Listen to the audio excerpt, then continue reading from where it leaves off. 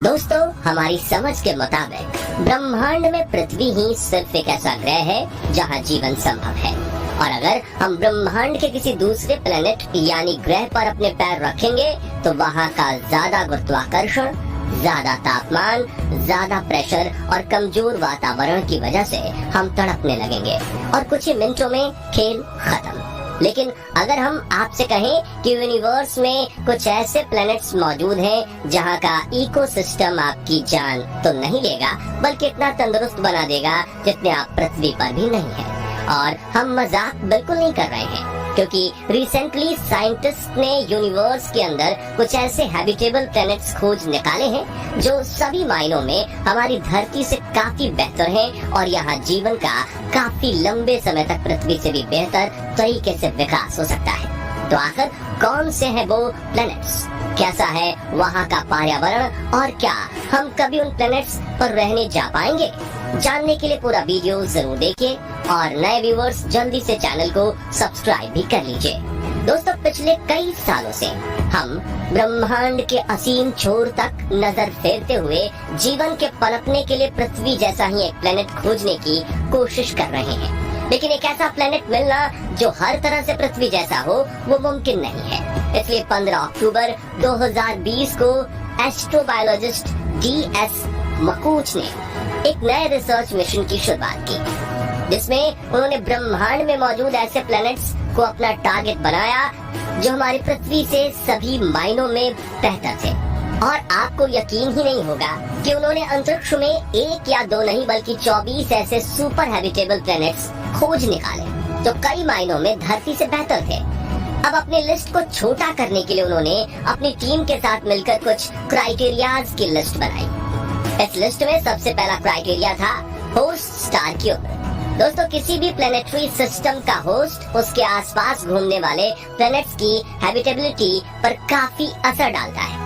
उदाहरण के रूप में हमारे सोलर सिस्टम का होस्ट है सन, जो पूरे सौर मंडल को कंट्रोल करता है और इसकी रोशनी की वजह से हमारी पृथ्वी पर जीवन है। अब जरा सोचिए कि कभी अचानक से सूर्य का चमकना बंद हो जाए तो रोशनी और गर्मी ये देना बंद कर दे तो क्या होगा? साफ तौर पर पृथ्वी से जीवन का सफाया हो जाएगा। और आपको बता दें कि हमारा सन एक येलो ड्वार्फ स्टार है जिसकी उम्र लगभग 10 बिलियन साल है और 10 बिलियन सालों के बाद ये एक रेड जायंट में बदल जाएगा। और वहीं ऑरेंज ड्वार्फ स्टार की उम्र 20 से 50 बिलियन साल होती है। ऐसे में एस्ट्रोबायोलॉजिस्ट मकूच ने ऐसे ग्रह चुनने का फैसला किया जो ऑरेंज स्टार के आसपास परिक्रमा कर रहे थे ताकि वहाँ लंबे समय तक जीवन संभव हो। दूसरा क्राइटेरिया था वहाँ पानी उपलब्ध हो। तो एक सही प्लेनेटरी सिस्टम मिलने के बाद उस प्लेनेट और उसके होस्ट स्टार के बीच के डिस्टेंस को नापना, जिसमें हमें इस बात का पता लग सकता है कि वो प्लेनेट हैबिटेबल जोन में है या नहीं, जिससे हमें उस प्लेनेट पर मौजूद पानी की मात्रा के बारे में पता चलता है। और पानी के बिना किसी भी लिविंग ऑर्गेनिज्म का जीवन संभव नहीं है, इसलिए ये क्राइटेरिया सबसे इम्पोर्टेंट है। तीसरा क्राइटेरिया था ग्रह का आकार और द्रव्यमान। वैज्ञानिकों का मानना है कि किसी भी प्लेनेट की साइज और मास लाइफ को इवॉल्व होने में इन्फ्लुएंस कर सकता है। ध्यान से सुनिएगा, किसी भी प्लेनेट का जितना बड़ा साइज होगा उतनी ही जगह मौजूद होगी इंसानों और जानवरों के रहने के लिए, और प्लेनेट का मास जितना ज्यादा होगा उतनी ही ज्यादा ग्रेविटी भी होगी। इसी गुरुत्वाकर्षण की वजह से हम इंसान जमीन पर पृथ्वी की तरह ही चल पाएंगे और यही ग्रेविटी हवा को जमीन की तरफ खींच कर रखेगा, जिससे उसका वातावरण ज्यादा घना और स्थिर रहेगा। हालांकि एक और कंडीशन ये थी कि प्लेनेट पृथ्वी से 1.5 या 2 गुना बड़ा ही होना चाहिए ताकि उसकी मैग्नेटिक फील्ड लंबे समय तक एक्टिव रहे, जो अंतरिक्ष से आने वाले खतरों से बचाए। अब आखिरी इम्पोर्टेंट क्राइटेरिया था तापमान। अब दोस्तों, किसी भी ग्रह का तापमान बहुत ज्यादा होगा तो वो हमें जला कर रख देगा और बहुत कम होगा तो जमा देगा। ऐसे में वैज्ञानिक हमेशा ऐसे ग्रह पर फोकस करते हैं जिसका एवरेज टेम्परेचर पृथ्वी से 5 डिग्री कम या 5 डिग्री ज्यादा होता है, क्योंकि पृथ्वी के ट्रॉपिकल रीजन में रहने वाले माइक्रोबैक्टीरियाज इसी टेम्परेचर रेंज में सरवाइव कर सकते हैं। इन्हीं चारों क्राइटेरियाज को ध्यान में रखते हुए डॉक्टर मकूज की टीम ने 24 में से 2 ऐसे प्लेनेट खोज निकाले जो इन चारों कंडीशंस को परफेक्ट क्लिक कर रहे थे। इन दोनों प्लैनेट्स में से एक है ल्यूटन बी प्लैनेट। इस प्लैनेट को 2017 में पहली बार खोजा गया था और उस वक्त इसे ग्रीज 273b नाम दिया गया था। हमारे सौर मंडल से करीब 12 लाइट ईयर्स दूर ल्यूटन स्टार के आसपास परिक्रमा करने वाले इस प्लैनेट पर न सिर्फ पानी मौजूद है बल्कि लाइफ के सिंपल से कॉम्प्लेक्स फॉर्म में जिंदा रहने के लिए सभी जरूरी चीजें जैसे कि एमिनो एसिड और हाइड्रोकार्बन भी भारी मात्रा में मौजूद है। इतना ही नहीं, इस प्लेनेट का मास यानी द्रव्यमान पृथ्वी से 2.89 गुना ज्यादा है और यह पृथ्वी से 6% ज्यादा सनलाइट रिसीव करता है। यानी यह प्लेनेट इंसानों के रहने के लिए इतना अच्छा है कि वैज्ञानिकों ने इसे सुपर अर्थ का नाम दिया है और नासा भविष्य में इस प्लेनेट पर पहले ऑर्बिटर और फिर लैंडिंग मिशन करने की तैयारी कर रही है। भाई कुछ वैज्ञानिकों का तो ये तक कहना है कि इस ग्रह पर एलियंस मौजूद हो सकते हैं। इन्हीं बातों को ध्यान में रखते हुए मेटी नाम की एक ऑर्गेनाइजेशन ने इस ग्रह पर कई मैसेज भेजे जिनमें से एक में यूनिवर्स में हमारी लोकेशन का ट्यूटोरियल और दूसरे में अलग अलग इंस्ट्रूमेंट्स की आवाज है। ऐसे में अगर ल्यूटन बी प्लेनेट पर इंटेलिजेंट एलियंस मौजूद हुए तो वो एक न एक दिन हमसे जरूर कांटेक्ट कर सकते हैं।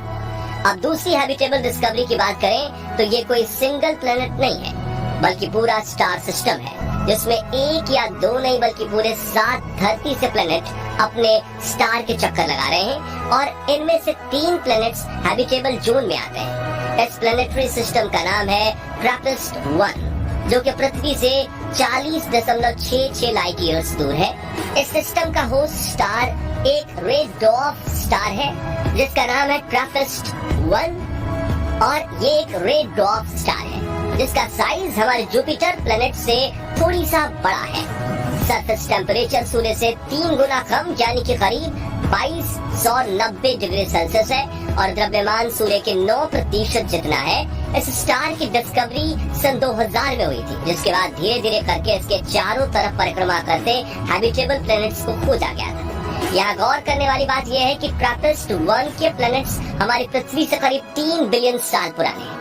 यानी अगर यहाँ लाइफ होगी तो वो पृथ्वी के बनने से भी पहले पूरी तरह से डेवलप कर गई होगी। इस बात से आप ये अंदाजा लगा सकते हैं कि अगर इनकी फॉर्मेशन के बाद पृथ्वी की तरह ही वहाँ भी कोई माइक्रोबियल लाइफ की शुरुआत होगी तो वो इस वक्त विकास के साथ कितनी ज्यादा इंटेलिजेंट एलियन प्रजाति में बदल गई होगी।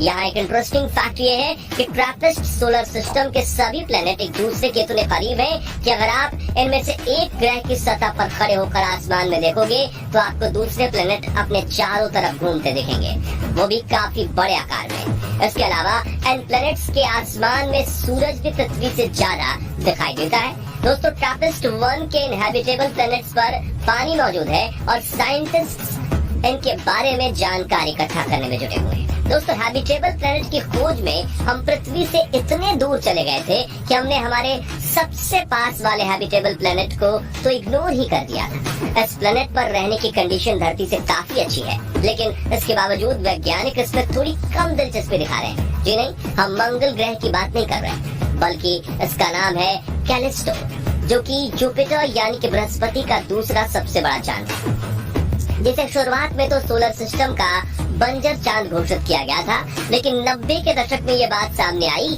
कि कैलिस्टो की सतह पर पानी बर्फ के रूप में मौजूद है और इसकी सतह के नीचे पूरा का पूरा समंदर मौजूद है। वहीं वैज्ञानिकों ने कैलिस्टो पर एक पतले वातावरण को भी खोज निकाला है और उनका कहना है कि अगर हम कैलिस्टो पर जुपिटर से आ रही रेडिएशन को रोक पाए तो इंसान जुपिटर के इस चांद पर काफी आसानी से सांस भी ले पाएगा। तो भविष्य में जैसे ही हमें रेडिएशन कंट्रोल करने की पावरफुल टेक्नोलॉजी मिलेगी वैसे ही हम कैलिस्टो को भी फिर से अलाइव करके हैबिटेबल बना पाएंगे। तो दोस्तों क्या भविष्य में कभी ऐसा दौर आ सकता है कि हमें पृथ्वी को छोड़कर जाना पड़े? और अगर ऐसा होता है तो आप इनमें से कौन प्लेनेट पर जाना पसंद करेंगे? कमेंट करके जरूर बताइए।